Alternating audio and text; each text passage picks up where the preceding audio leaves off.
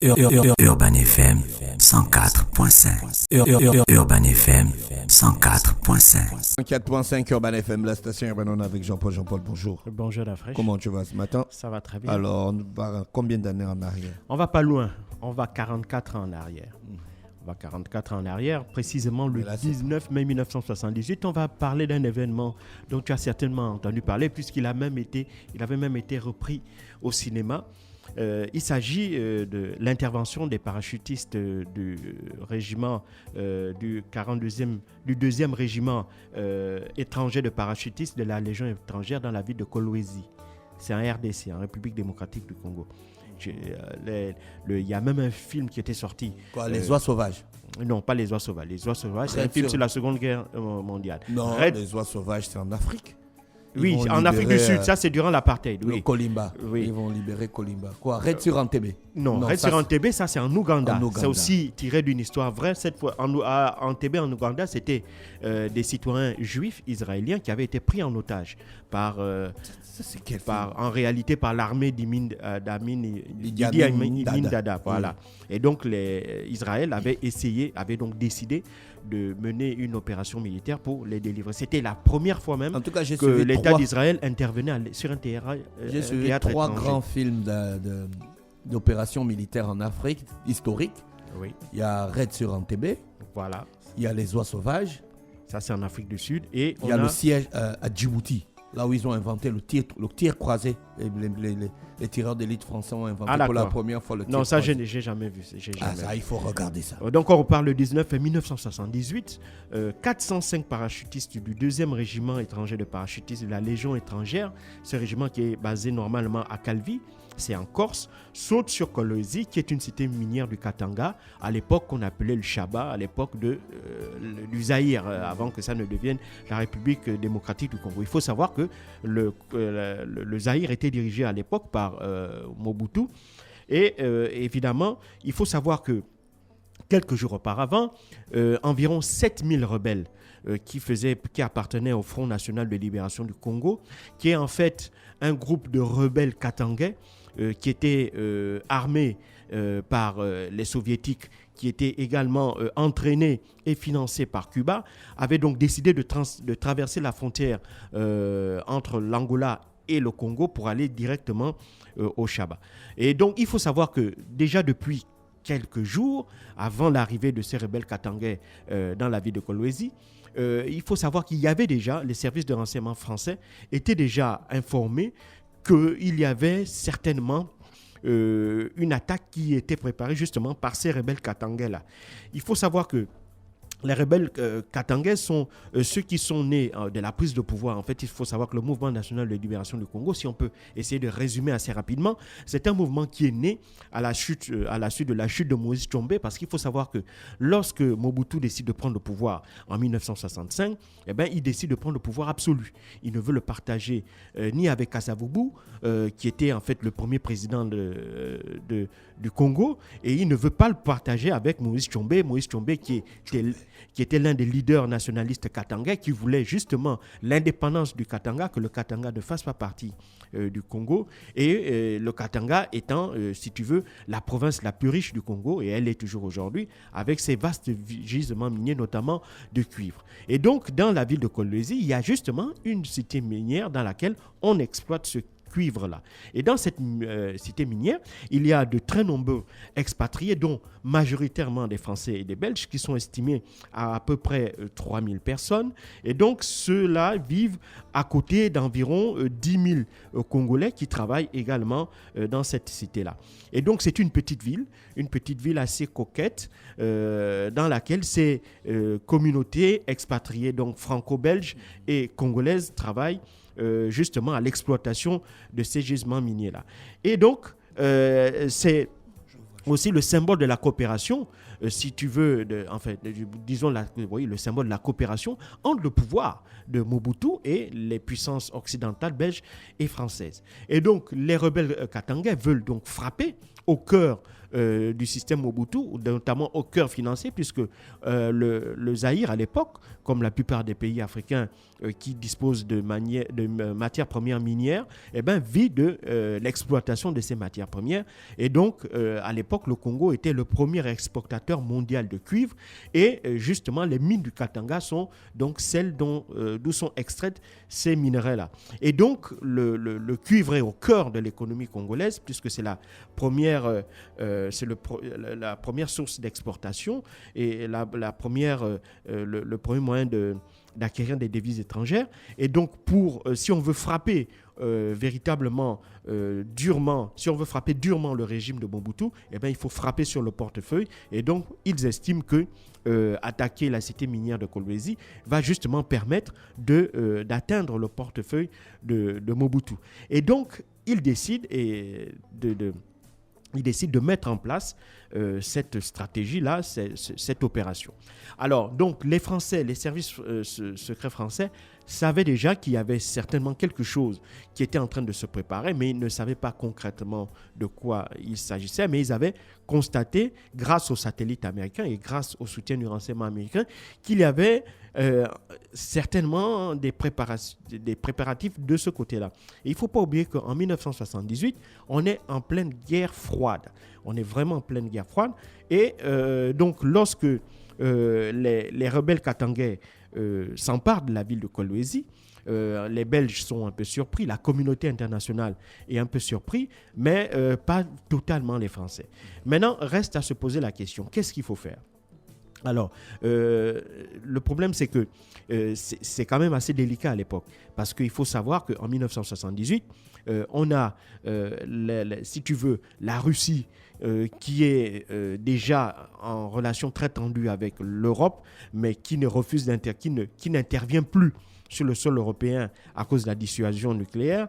On a Jimmy Carter qui est président des États-Unis et lui, il est partisan d'une autre approche vis-à-vis de l'URSS, c'est-à-dire il est le partisan de ce qu'on appelle l'isolationnisme, c'est-à-dire qu'il décide de tout mettre en œuvre pour empêcher que l'URSS puisse avoir, si tu veux, une quelconque forme d'influence en dehors du continent européen. Et donc, ils mettent tout en œuvre pour aider les alliés, notamment la France et les pays occidentaux qui avaient des colonies en Afrique, essayer de les aider à isoler davantage la Russie, enfin l'URSS. Et il ne faut pas oublier qu'à l'époque, en 1978, il y avait une guerre en Angola entre, d'un côté, le gouvernement du mouvement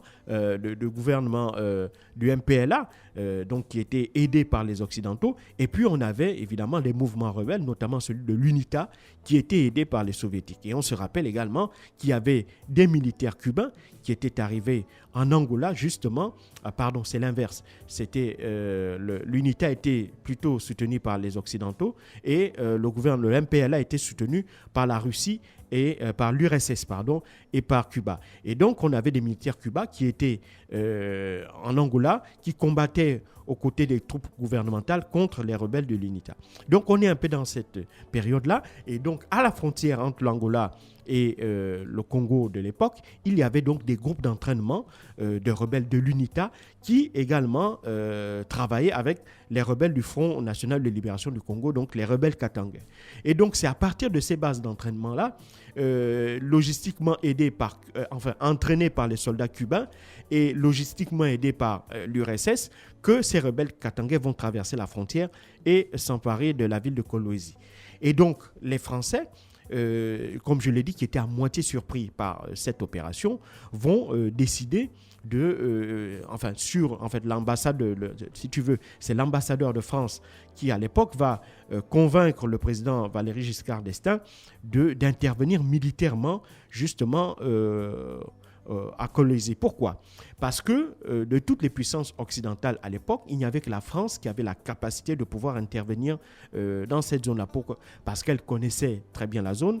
Ce sont des anciennes colonies, pas le Congo, mais disons, à côté, on a les pays de l'Afrique équatoriale française. Donc, la France connaît aussi assez bien le terrain congolais, puisque depuis l'arrivée au pouvoir de Mobutu en 1965, la France coopère énormément sous le plan militaire avec le Congo. Donc, il y a de nombreux coopérants militaires français qui sont au Congo et donc ils connaissent plus ou moins le terrain. Et puis, la deuxième, donc je l'ai dit, il y a d'abord le fait aussi qu'en France, dans un premier temps, Valéry Giscard d'Estaing n'était pas d'accord. Pourquoi ? Parce qu'il y avait d'un côté l'opinion publique qui était encore traumatisée par ce qui s'était passé en Algérie, par la guerre d'Algérie, j'en ai parlé ici. Et puis la deuxième chose, il faut savoir qu'on est en 78, la guerre du Vietnam. On a encore les traumatismes de la guerre du Vietnam aux États-Unis. Et donc, l'opinion publique française n'est pas particulièrement favorable à une nouvelle intervention militaire à l'étranger parce qu'ils ont peur que cette intervention-là se transforme en une autre guerre du Vietnam. Donc, l'opinion publique, on le sait, était assez réticente. Et donc, le président Valéry Giscard d'Estaing, qui sait aussi que l'élection présidentielle, c'est dans 2 ans, il faut aussi qu'évidemment, il évite d'entraîner la France dans ce qui pourrait se transformer en une espèce de conflit permanent et qui pourrait lui être nuisible lors de l'élection présidentielle qui se profile à l'horizon. Mais évidemment, l'ambassadeur français de l'époque va convaincre le président français en lui disant ceci, en lui expliquant que, évidemment, d'une part, il y avait, et ça va être avéré malheureusement, c'est-à-dire qu'il va y avoir des exactions commises notamment sur les populations de Kolwezi, aussi bien les Congolais que les Européens. Et donc, il fallait d'abord intervenir, premièrement, pour essayer de sauver la vie des concitoyens européens et belges qui étaient là-bas et aussi des Congolais qui étaient victimes des exactions des rebelles katangais. Et puis la deuxième chose, il fallait venir en aide au pouvoir de leur allié Mobutu. Parce que si les rebelles katangais s'emparaient de la ville de Kolwezi, puis de là, ils s'emparaient de l'ensemble du Katanga, eh bien, cela porterait un coup rude, justement, au pouvoir de Mobutu. Et donc, il fallait absolument tout mettre en œuvre pour empêcher que Mobutu, qui était un allié indéfectible de la France et de la Belgique, il fallait absolument empêcher qu'une telle éventualité puisse se réaliser. Et donc, il fallait également sauver le régime de Mobutu. Et donc, ils vont donc décider de mettre en place une opération très rapidement. Et c'est ainsi qu'il va être donc décidé, d'une part, que les parachutistes du régiment, les militaires membres du régiment étranger de parachutistes, donc de Calvi, vont être largués. 450 le premier jour, donc le 19 mai. Le 20 mai, 250 parachutistes supplémentaires seront également envoyés au-dessus de la ville. Et ces 250 auront pour tâche principale de prendre le contrôle du petit aéroport de la ville. Et puis, il faut savoir également que par la suite, je crois le 20 mai, toujours le 20 mai en soi, 1200 militaires belges vont également être largués sur la ville et donc ces 1850 hommes vont réussir à justement reprendre la ville. Mais il faut bien comprendre que cette opération, sur le plan logistique, n'avait pu être possible que grâce également à l'intervention des Américains. Parce qu'il faut savoir qu'en 1978, l'armée française ne disposait pas de gros porteurs. Donc, il a fallu utiliser d'une part les gros porteurs américains pour amener du matériel lourd, tel que les véhicules, tel que les munitions, et également faire appel aux avions de transport de fret, notamment d'UTA et d'Air France. UTA, la compagnie qui existait à l'époque, entreprise privée française. Et donc, les gros porteurs d'UTA, d'Air France et de l'armée américaine vont tout au long de la journée des 19 et du 20 mai acheminer tout le matériel qui va permettre ensuite aux soldats de pouvoir lancer l'assaut et reconquérir la ville. Alors donc, les combats vont durer à peu près 2 ou 3 jours et à l'issue de ces combats-là, donc très rapidement, les soldats belges et français vont donc reprendre le contrôle de la ville. Et donc, c'est ainsi que, bien entendu, les rebelles vont être mis en déroute. Il faut savoir qu'une grande partie des rebelles, malheureusement pour les Français et les Belges, vont s'échapper et vont repartir en Angola et le reste sera fait prisonnier ou tué. Alors, il faut savoir que, évidemment, il y aura également des pertes du côté des Français. On va déplorer et des civils. on va déplorer notamment 170 morts et disparus du côté des civils européens. On aura environ 700 morts parmi les rebelles et les civils congolais, ainsi que 5 morts, 20 blessés et 6 disparus parmi les membres de la mission militaire française et belge de Kolwezi. Il y aura 5 morts, 20 blessés et 6 disparus du côté des Français et 1 mort parmi les parachutistes belges et également 1 mort parmi des parachutistes marocains qui étaient venus en soutien, non pas sur le plan opérationnel, qui n'étaient pas, non pas au sol, mais qui assuraient justement un soutien logistique lors de cette opération. Alors donc, si tu veux, la morale de cette histoire, c'est que, enfin pas la morale, ce qui est bizarre dans cette histoire, c'est que en réalité, il va se passer 2 choses. La première chose, c'est que les Français vont s'accaparer la totalité du succès de cette opération, alors que ce n'était pas vrai. Les Français seuls n'ont pas repris Kolwezi, ils n'ont pas mis en déroute les rebelles katangais. Il y a eu bien entendu l'appui des Belges, 1200 parachutistes belges, ce n'est pas rien du tout, et grâce également à l'appui logistique des États-Unis qui vont mettre à leur disposition les gros porteurs pour acheminer tout le matériel et aussi les satellites pour le renseignement. Donc la France seule, parce qu'à la fin de cette opération, les Français vont donner l'impression que c'était eux qui avaient réalisé l'opération de bout en bout. C'est vrai que c'est eux qui avaient la direction des opérations, c'est vrai que c'est eux qui en avaient pris l'initiative, mais il faut donner à César ce qui est à César. Les Belges et les Américains ont joué un rôle très important dans cette opération. Ça, c'est la première chose. La deuxième chose, c'est que cette opération, bien qu'elle fût un succès pour Valéry Giscard d'Estaing, il ne put en tirer aucun bénéfice politique. Et donc, le fait qu'il ait sauvé ses concitoyens français et belges de Kolwezi, il ne pourra jamais en tirer, de pouvoir s'en servir comme étant un gain politique qui aurait pu lui permettre de remporter l'élection de 1980. Parce qu'il ne faut pas oublier, il sera battu par François Mitterrand en 1981. Et donc, il ne va jamais tirer un gain politique. Et puis, troisièmement, il faut aussi savoir que, comme je l'ai expliqué, c'est que cette intervention avait pu être possible parce que d'un côté, il y avait les 2 superpuissances en fait qui s'étaient neutralisées en termes d'intervention sur des théâtres d'opération à l'étranger. Donc, ni l'URSS ni les États-Unis n'auraient pu intervenir, même si en termes d'influence militaire ou en termes de puissance militaire, ces 2 pays-là avaient véritablement la capacité. La France va montrer que derrière, elle est certes un petit poussé, mais elle a aussi une capacité d'intervention sur certains théâtres, sur certains territoires dont elle a une très grande maîtrise et une très grande connaissance du terrain.